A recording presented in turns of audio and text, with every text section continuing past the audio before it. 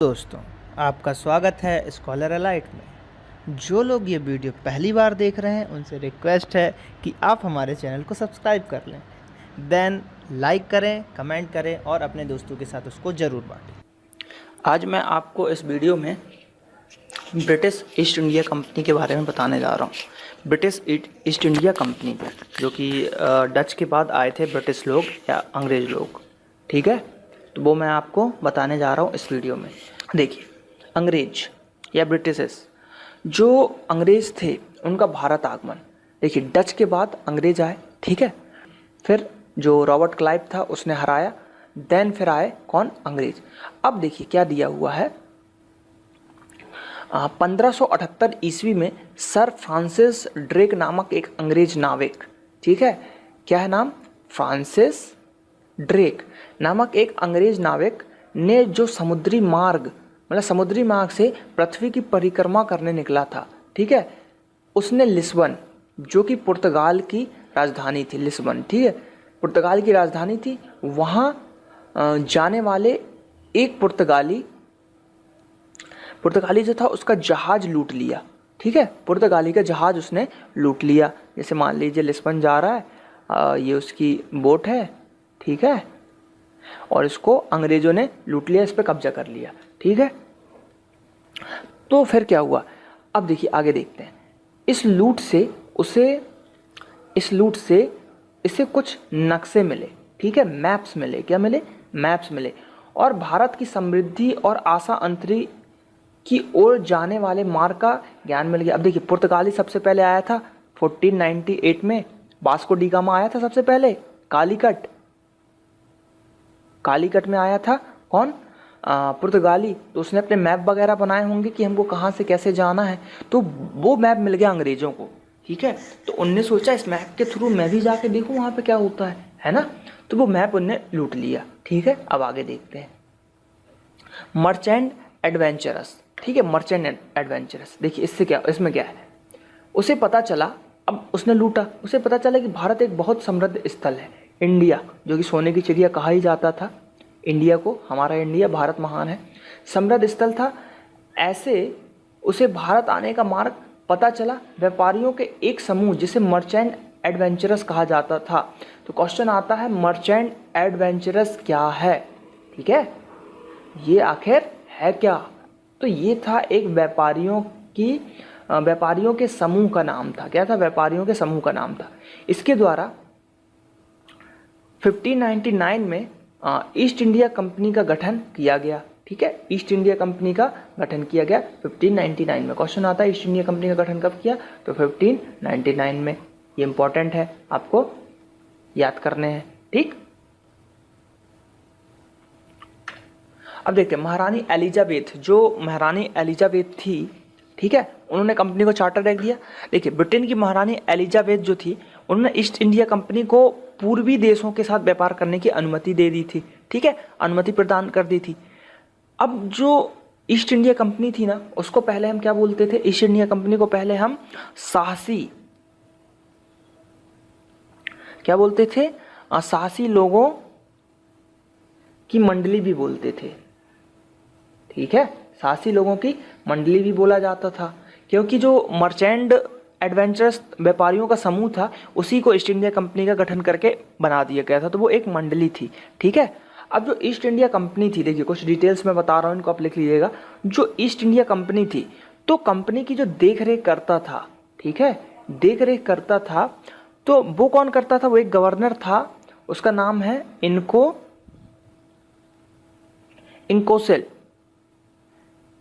इंकोसेल था गवर्नर का नाम, ठीक है, ये एक गवर्नर था। कौन था? ये एक आपका गवर्नर था, ठीक है। तो ये आपको याद रखना है, ये सब क्वेश्चन। अब देखते हैं इसमें, ये डिटेल पढ़ते हैं। 1600 ईस्वी में ब्रिटेन की महारानी एलिजाबेथ के द्वारा कंपनी को एक चार्टर दिया गया, जिसमें कंपनी को पूर्वी देशों के साथ 15 वर्षों के लिए व्यापार करने का एक अधिकार प्राप्त हो गया, ठीक है। 15 वर्षों तक वो पूर्वी देशों के साथ कर सकते थे। देखिए, जैसे यूरोप यहाँ पे है आपका, ठीक है, ये एशिया, ये हमारा इंडिया, तो ये क्या है? ईस्ट है, ये पूरब है, ये आपका पश्चिम है, ये नॉर्थ, और ये साउथ। ऐसा है, तो पूर्वी देशों के साथ, यानी कि यहाँ पे हमारा इंडिया आ जाता है, ठीक है। ये हुआ आपका। अब देखिए, अब हॉकिंस, जो कैप्टन हॉकिंस था, देखिए अब ब्रिटेन का सम्राट जो जेम्स प्रथम था, ठीक है, ब्रिटेन का जो सम्राट था जेम्स प्रथम, जेम्स फर्स्ट बोल सकते हैं इसको, तो जेम्स जो फर्स्ट था उसने कैप्टन हॉकिंस को अपना दूत बनाकर जहांगीर के दरबार में भेजा। देखिए क्या लिखा है, महारानी एलिजाबेथ ने कंपनी के हिस्सेदारों में से एक थी। इसके पश्चात व्यापारिक रियासतें प्राप्त हुई करने के लिए हेक्टर नामक जहाज पर कप्तान हॉकिंस 1608 में सूरत आए। हॉकिंस, देखिए हेक्टर नामक जहाज पर कप्तान हॉकिंस 1608 ईस्वी में क्या सूरत आए। तो ये आपको याद रखना, क्वेश्चन आता है कैप्टन हॉकिंस कब आए, तो एक तो 1608 में आए, ठीक है, और 1608 में आए, और किस जहाज पे आए, तो हेक्टर जहाज से आए, ठीक है, हेक्टर जहाज से आए। देखिए 1608 में ही उन्होंने अपनी कोठी या कारखाना स्थापित कर लिया था। कहाँ पे, सूरत में ही, ठीक है, सूरत में उन्होंने कोठी कर ली थी। क्वेश्चन आता है कि अंग्रेजों ने पहली कोठी कहाँ स्थापित करी, तो 1608 में। देखिए क्या था इसका फैक्ट मैं बताता हूँ। जो ये जहांगीर साहब थे अपने, तो हॉकिंस जब आया तो उसने, देखिए पहले ये पढ़ लेते हैं फिर मैं डिटेल बताता हूँ।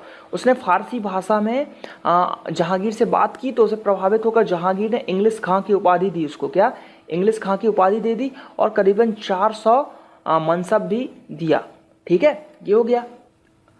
इसमें हमको क्या इंपॉर्टेंट है, इंपॉर्टेंट ये है कि इंग्लिश खां की उपाधि दी, क्या दी, इंग्लिश खां की उपाधि दी, ठीक है। अब क्वेश्चन आता है कि पहली कोठी कहाँ स्थापित की, तो कई जगह मुसलीपट्टनम भी मिलता है, लेकिन मुसलीपट्टनम साउथ इंडिया की पहली फैक्ट्री थी, ना कि इंडिया की, ठीक है, वो आगे देखेंगे हम।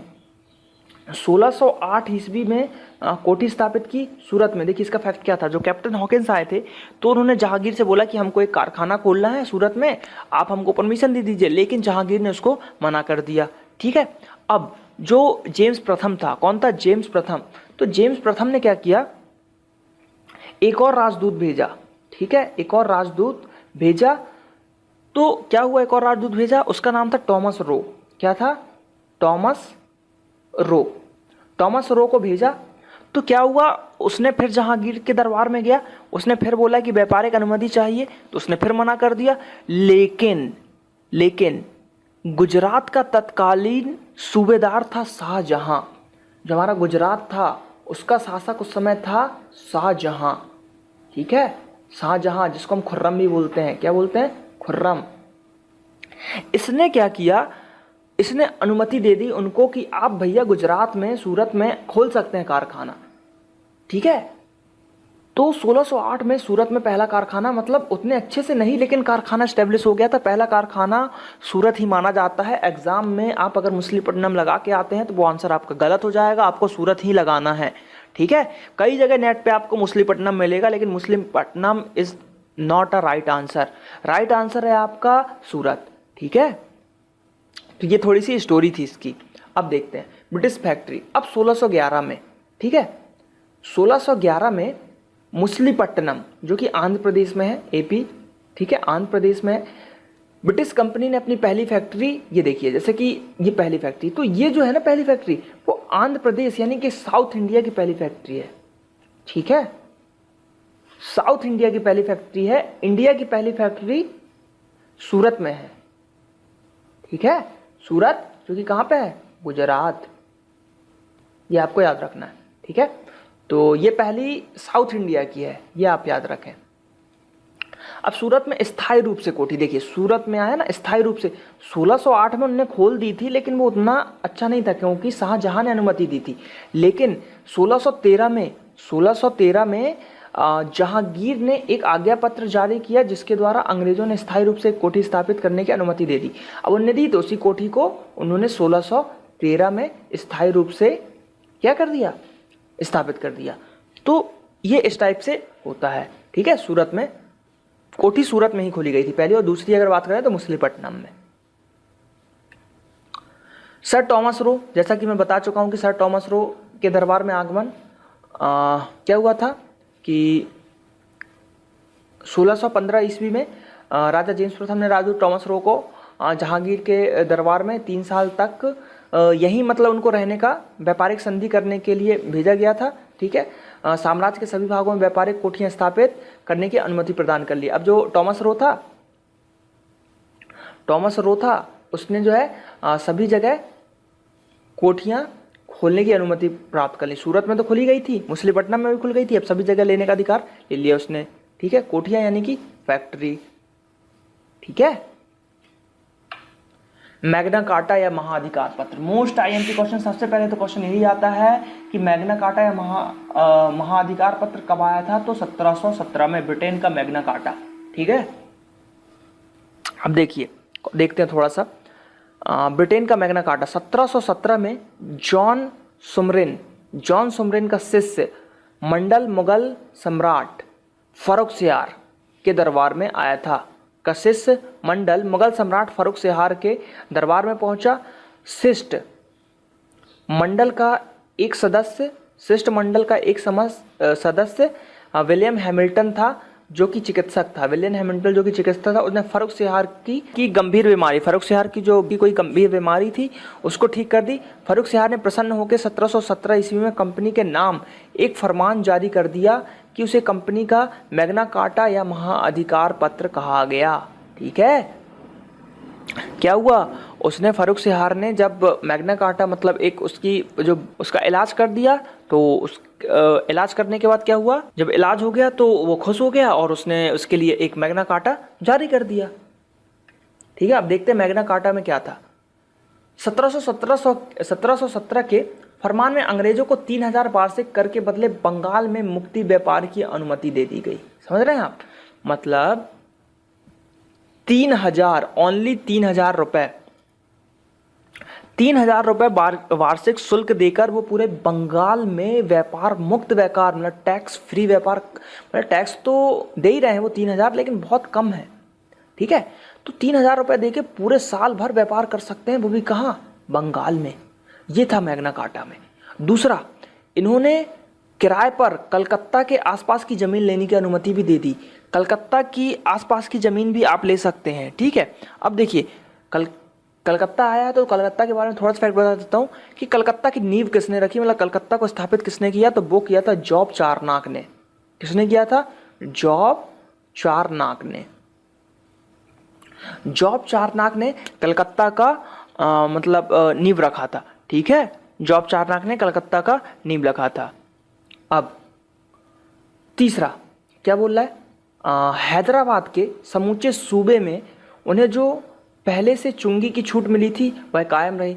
मतलब हैदराबाद में जो भी व्यापार करने पे उनको चुंगी में छूट मिलती थी, या जो भी टैक्स में छूट मिलता था वो वैसा ही रहा, मतलब बना रहा, छूट उनको मिल ही जाएगी।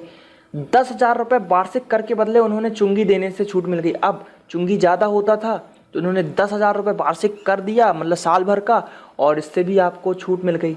ठीक है, बम्बई में कंपनी द्वारा ढाले गए सिक्कों को संपूर्ण राज्य में चलाने की अनुमति मिल गई। अब मुंबई में, जो बम्बई था मुंबई हो गया है, कंपनी के द्वारा बनाए गए सिक्के, कंपनी अब सिक्के भी बनाने लगी। ठीक है, संपूर्ण राज्य में, पूरे राज्य में, बंगाल में चलाने की अनुमति दे दी गई। तो इसलिए मैग्ना कार्टा बहुत ही इंपॉर्टेंट है, क्योंकि इसमें बहुत सारी बातें हुई 1717, पूरी बातें अंग्रेजों के फेवर में। देखिए, जो फर्रुखसियार था खुश हो गया, और खुशी में इंसान कुछ भी दे देता है। तो इसलिए हमेशा कहा गया है कि कभी गुस्से से डिसीजन नहीं लेना चाहिए, और कभी खुशी में किसी को वायदे नहीं करना चाहिए, किसी को प्रॉमिस नहीं देना चाहिए कि जो मांगो हम वो दे देंगे, ये कर देंगे, वो कर देंगे, नहीं करना चाहिए, क्योंकि वो थोड़ा गलत हो जाता है। ठीक है, बाद में हमको प्रॉब्लम हो जाती है ना।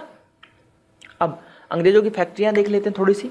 देखिए, सूरत में सबसे पहले, अहमदाबाद, आगरा, कन्नौज, बड़ौदा में फैक्ट्री स्थापित की। सभी फैक्ट्रियाँ सूरत की कोठी के प्रेसिडेंट, देखिए आ गया ना, सूरत की जो फैक्ट्री थी वो मेन फैक्ट्री थी। क्या थी वो? मेन फैक्ट्री थी। तो उसका प्रेसिडेंट जो काउंसिल के नियंत्रण में था। ठीक है, काउंसिल के नियंत्रण में था, सूरत की फैक्ट्री का जो प्रेसिडेंट था। तो सूरत जो 1608, ये आपको याद ही रखना है, 1608 में सूरत में खोली गई थी फैक्ट्री, देन मछलीपट्टनम। ठीक है, और 1613 में जो था क्या हुआ था, इसको स्थायी रूप से स्थायी रूप से चालू हो गई थी। ठीक है, याद रखना है आपको। भड़ौच और बड़ौदा में फैक्ट्री स्थापित करने का उद्देश्य। भड़ौच और बड़ौदा में अंग्रेजी फैक्ट्री स्थापित करने का उद्देश्य पूरे इलाके में बने कपड़े को सीधे खरीद लेना था। आगरा में कोठी स्थापित करने का उद्देश्य शाही दरबार के अफसरों को कपड़ा बेचना और नील खरीदना था। देखिए, अंग्रेज लोग नीली कपड़ा बेचते थे और नील की खेती की जाती थी। सबसे अच्छी किस्म की नील बयाना में होता था। तो यहाँ पे आपके ब्रिटिश ईस्ट इंडिया कंपनी के बारे में जो कुछ डिटेल थी, इंपॉर्टेंट डिटेल्स थी, वो मैंने कवर किए हैं इस वीडियो में। तो आप इस वीडियो को देख पाएंगे। ज़्यादा से ज़्यादा इस वीडियो को शेयर करें, फेसबुक, ट्विटर, जहाँ भी आप शेयर कर सकते हैं। तो थैंक यू। अगर आपको वीडियो अच्छा लगा तो आप मेरे चैनल को सब्सक्राइब करें, ज़्यादा से ज़्यादा मेरे चैनल को सब्सक्राइब करें। और मेरा फेसबुक पेज www.facebook.com/scholarlight, आप इसको भी लाइक कर सकते हैं। इस पर भी मैं इंपॉर्टेंट फैक्ट्स वगैरह पब्लिश करता रहता हूँ। वीडियो भी इस पर पब्लिश होते हैं, तो वो भी आप देख पाएंगे। Thank you.